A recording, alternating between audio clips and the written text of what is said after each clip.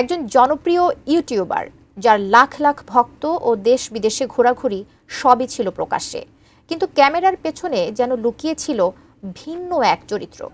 Video বানাতে পাকিস্তানে যেয়ে করেছেন দেশের গোপন তথ্য পাচার।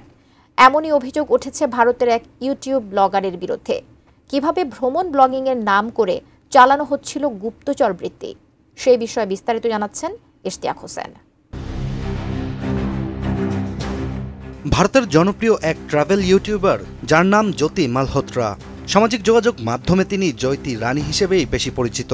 দেশ বিদেশ ঘুরে ভিডিও বানিয়ে লাখো দর্শকের মন জয় করা এই ব্যক্তি এখন ভারতীয় সেনার গোপন তথ্য পাকিস্তানে পাচারের অভিযোগে গ্রেপ্তার হয়েছেন।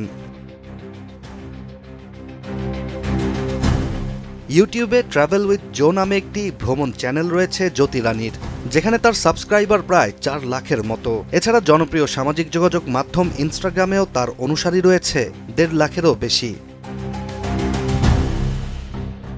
ভারতের স্থানীয় গণমাধ্যম এনডিটিভির একটি প্রতিবেদন থেকে জানা যায়, দেশটির হরিয়ানা রাজ্যের হিসার থেকে 16 মে জ্যোতি রানীকে আটক করে পুলিশ। পরবর্তীতে তাকে আদালতে তোলা হলে 5 দিনের রিমান্ডে নেয়ার অনুমতি দেয়া হয়।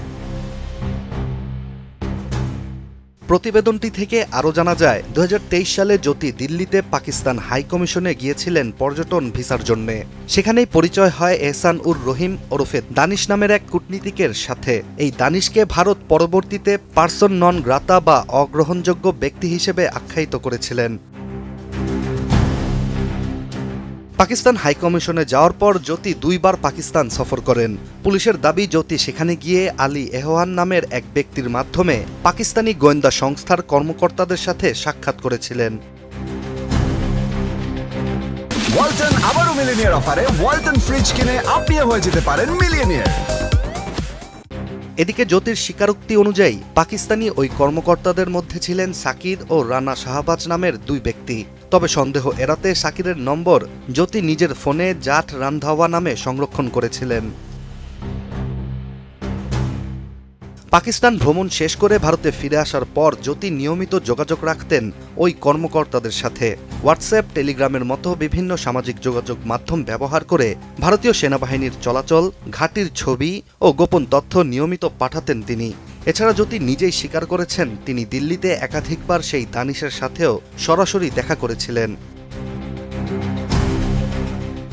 জ্যোতির ইউটিউব চ্যানেলে 2025 সালের মার্চে প্রকাশিত একটি ভিডিওতে নিজের পাকিস্তান সফরের অভিজ্ঞতা বর্ণনা করেছিলেন তিনি, যেখানে তাকে বলতে শোনা যায়, ভারতীয় ইমিগ্রেশন পার হয়ে যখন পাকিস্তানে তিনি ঢুকেছিলেন তার গা শিউরে উঠেছিল।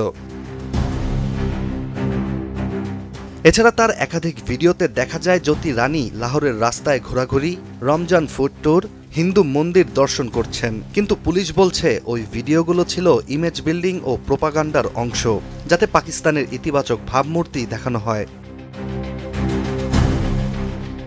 অপারেশন সিঁদুর চলাকালীন সময়ে ভারতের গোপন তথ্য ফাঁস ও গুপ্তচর বৃত্তির অভিযোগে জ্যোতির পাশাপাশি তার সাথে যুক্ত আরও 5 জন সন্দেহভাজন ব্যক্তিকেও গ্রেপ্তার করা হয়েছে। ভারতীয় পুলিশের মতে, জ্যোতি রানীর বিরুদ্ধে প্রমাণ সুস্পষ্ট, তিনি যে পাকিস্তানের গোয়েন্দাদের সাথে সরাসরি যোগাযোগ রেখেছিলেন। এখন ভারতের আইন অনুযায়ী তার বিচার কাজ চলমান রয়েছে। Ishtiaq Hossain, ATN news.